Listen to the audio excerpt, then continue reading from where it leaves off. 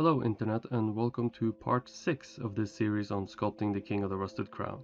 I hope you enjoy it and thank you for watching. I have some exciting news to start off this episode.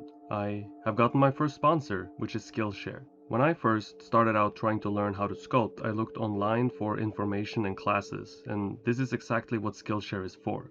Skillshare is an online learning community with thousands of classes in design, business, tech, and more. They have online classes on drawing fundamentals, painting with watercolors, music theory, urban portrait photography, and lots more. I've had a Patreon page for a while, and that has been a way for you to support me, but with this new Skillshare sponsorship, you can now support me for free. If you follow the link in the description and use the coupon code that's on the screen right now, you will get a 2-month free trial of Skillshare. No commitments, you can cancel at any time. I get a little kickback and you get to try a great service for learning new skills for free. Thank you to Skillshare for sponsoring this video, and thank you for trying them out and helping me keep this channel alive. Okay, so on to the video. This time it's all about the hands. Last time we figured out the armature and we positioned the hands more or less in the place we wanted them to be, but this time we really plot them out and find the position of all our fingers and essentially design the hands so that they fit the hole and communicate what we want them to communicate. I believe I mentioned this in the last video, but as you can probably see, the armature of the fingers are way too long, and the reason for this is so that I have flexibility. Some people can probably dial everything in right away with armatures, and that this is something that I just can't do. Something is always wrong, or I change my mind about something, so having flexibility is something that I will always value. The armature wire is made out of aluminum, so it's very flexible and can be bent to whatever shape I prefer. If you watched the armature video, there is a link in the top right corner right now if you didn't, you'll know that I designed the armature to be very solid, where it matters the most, meaning the core or the main body of the figure. This part of the armature was constructed with plumber's piping, and this is not going anywhere. The clay is more likely to fall off the armature than it is to bend the plumber's piping. The arms and the head I made out of aluminum armature wire because I want those to be flexible enough for me to make changes if I need to. The same goes for the hands and the fingers. They are made out of aluminum armature wire so I can make adjustments, and you'll see me move the fingers around and make changes during this video. I believe I tried something out with the pinkies, for example, and then changed my mind and actually went back. But for me, this is important, that I can design and make changes on the go. It allows me some time to look at the changes that I've made and let them sink in before hopefully arriving at the best solution.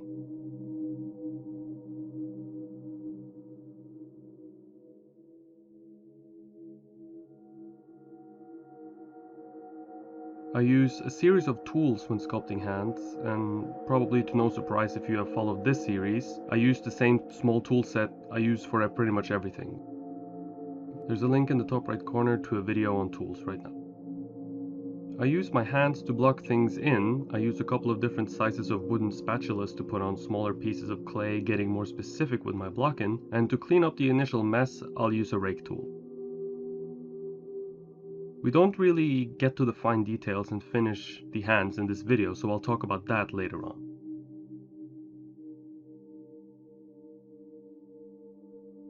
An interesting thing about these hands is that while all the proportions and measurements come from my live model, the hand gesture and position really don't.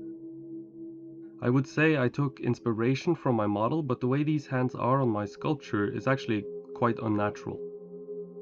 Andrea, my model, was unable to hold his hands at such an extreme position without severely compromising the position of the head or of his arms. And now this is pretty normal. A sculpture like this is created over the course of several months, and it's bound to have decisions made about certain parts, while other parts are not in the same way that you originally sculpted them in. It's almost inevitable. And therein lies the skill, I suppose, or some of the skill, to be able to piece the puzzle of the human body together in a convincing way, to have an end product that reads a solid, believable human being, even though the sculpture is a series of decisions made out of sync with one another and in different time frames. It's a very interesting thing to think about, and perhaps once you master this, you'll free yourself a little from the idea that the model is only there to be copied. I don't think that this is the right way to approach it. I think the model should be more of an inspiration. like an IKEA build set that you modify and change so it works in the way that you envisioned it in the environment that you have it in.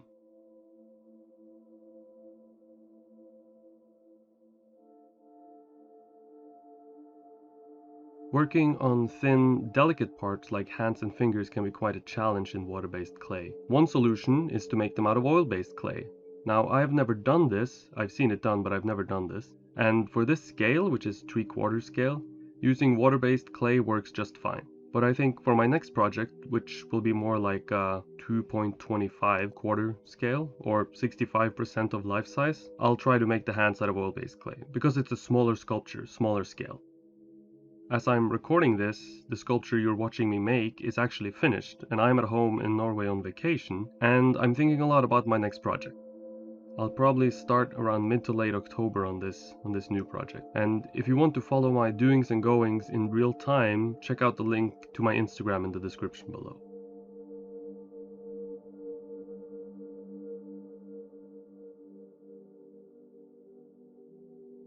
When sculpting in water-based clay, you need to manage your clay. How dry is it? How wet is it? If parts of the sculpture point down, the water tends to run down into them and make them very soggy, which makes the clay into mud, and which in turn makes it run off your armature. And this is only made worse when dealing with thinner areas like hands and fingers where there is less mass of clay. Usually if there is a larger mass of clay, the clay becomes a lot easier to manage and deal with. One thing to always keep in mind when sculpting is to make sure that there's little to no air pockets inside your clay, because this is where water will gather up, making the clay soggy and muddy, and it can crack and run off your armature. Making sure the clay is on your armature really well is the key to dealing with this. Having the armature more or less central inside your clay is another big thing in making sure the sculpture stays together. This is easy enough with bigger parts, but with fingers and hands, this is a little harder, only adding to the already difficult task of sculpting hands. Most of this stuff is really down to experience, however. I can give you some tips and tricks, which, I'm doing, and that will help you deal with it, but at the end of the day, just paying attention and making sure you spray the hands the exact amount of times that they need to be sprayed and wrap them up at the right time in plastic when they need it is really the solution. And most of this comes from experience, and every clay is different as well. Having sculpted with this clay, Terra Rossa di Montelupo, for 3 years in school has given me a good idea of how to handle this particular clay. More and more towards the end of this project, when I need to hone in on one particular part, you'll see me wrap the parts I'm not working on in plastic to preserve them as best as I can.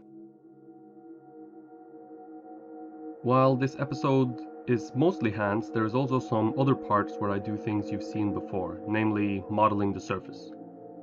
When I model the surface, it's all about losing transition and filling out volumes while observing from a distance. I have a couple of rules I try to abide by when it comes to dealing with modeling and transitions. If the problem is with the transition between the two forms, it being too sharp or too dark, I add clay to my transition, keeping in mind that I might be altering the drawing while doing so. So I pay attention to my model and observe from a distance. If the problem is not the transition in between forms, but with the forms itself, I add clay. Not to the apex of the form, but on both sides of the apex of the form. That is, if the apex of the form is in the right place. This creates a larger, fuller volume, which in turn creates a softer transition on the form itself, changing the form from being sharp in nature to being soft and full in nature. A photography term that applies well, I think, is increasing the dynamic range, essentially adding steps between the lightest light and the darkest dark. This adds volume to my form and usually creates a more pleasing effect to the eye, one that feels more natural and softer, like flesh is supposed to feel like. Now, of course, I have to observe every individual form on my model when doing this. Some forms will read as sharper while other reads as softer, and the same is true for the transitions. Some are sharper and some are barely visible. I try to respect the borders of my forms, which I've set up earlier in the process. However, I stay critical and continue observing, always looking for better, more natural or more interesting solutions. This we call drawing because we draw on our sculptures. So looking for more interesting drawing and more interesting shapes is always vital. Always staying critical and never being too pleased about your own work, however negative that sounds, is key, I think, to making a good sculpture.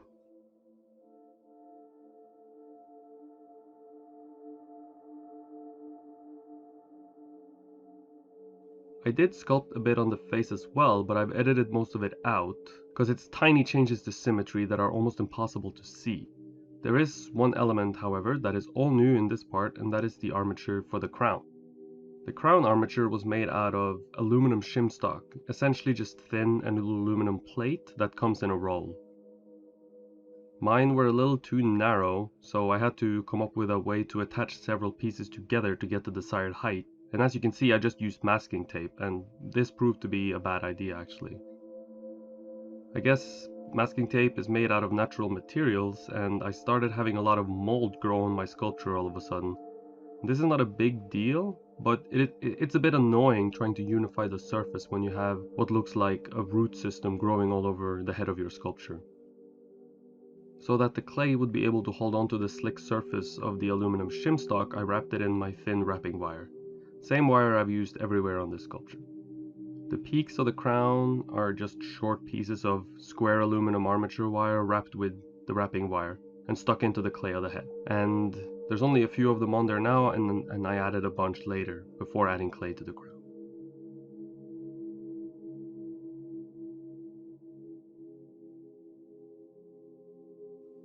I hope you enjoyed this video and perhaps even learned a thing or two. If you did and would like to learn from me on a more personal level, check out my Patreon page. Patreon is a great way for you to exchange a few of your hard-earned monies for some personal feedback on your sculptures and work. We have been slowly growing and have a great little group of sculptors. It's not only me teaching, but also me learning a ton from the people I speak to, and I am super excited every time I get to talk to somebody who feels the same way about sculpture as I do. So please have a look, there's a link in the description below. If you enjoyed the video, please consider hitting the thumbs up button and the red subscribe button so that you can see more. In the description below you can find links to all my social media. Follow me there to see what I'm up to in the studio every day. And check out the Skillshare link as well and use the coupon code on the screen. This is totally free for you and helps me out a ton. Thank you for watching, and I hope to see you in the next one.